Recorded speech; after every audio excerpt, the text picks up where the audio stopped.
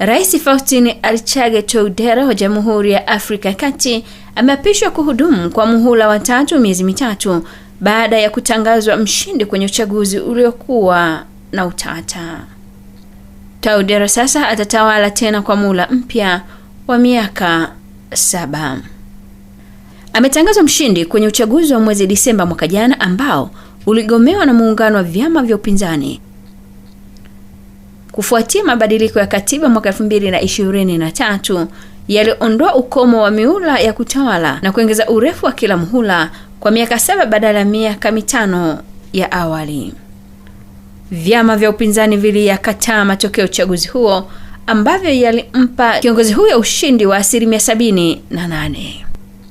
Akila kiapo siku ya Jumatatu tarehe 30 Machi, kiongozi huyo alisema anadhamiria kujenga uchumi unaojitegemea na usimamizi wa wazi wa rasilimali za taifa hilo.